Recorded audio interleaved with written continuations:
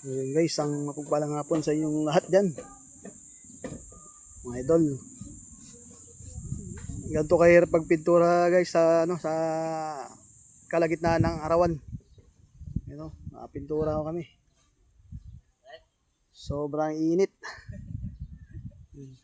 Patibayan lang. Pare, mahilig ka mag-vlog pare ha.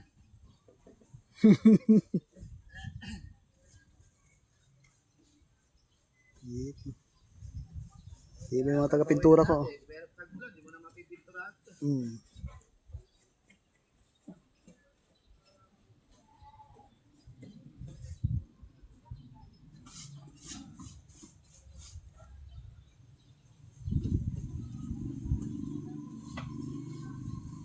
Tirik na tirik yung araw eh. Buti nga may hangin-hangin pa eh.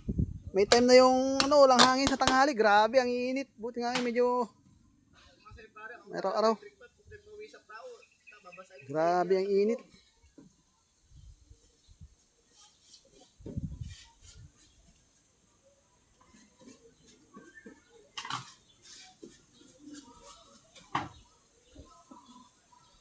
Bibilis ang lagi TikTok talaga.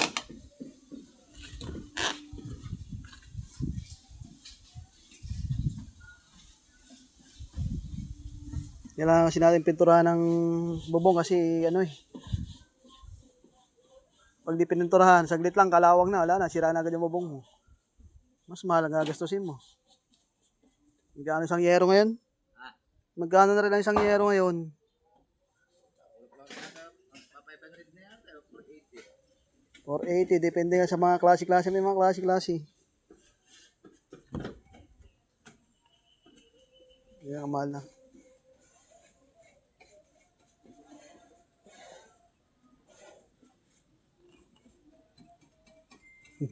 GRT ba yun? Kalabaw yung katawan yun eh. Ay, init. Ah? Kalabaw yung katawan ni JR. Pag nagko-construction ka sa kalsada, medyo matibay-tibay ka kasi talagang wala ka talagang nililiman doon. Lalo sa mga highway na yung walang puno-puno. Agoy. Talaga obligado ka.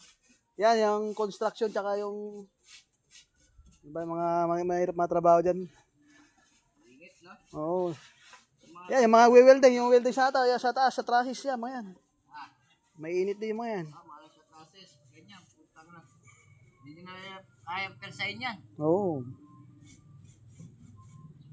Ingit na yan sa mga... Dati, nung nagbubukid ako, maaga pa lang. Hindi, basta ang kainan alas 12. Tapos pagdating ng alauna, babalik na ulit kami sa bukid noon. Pero hindi gantong araw, hindi gantong malamig-lamig pa noon, nung panahon noon. Eh ngayon wala na.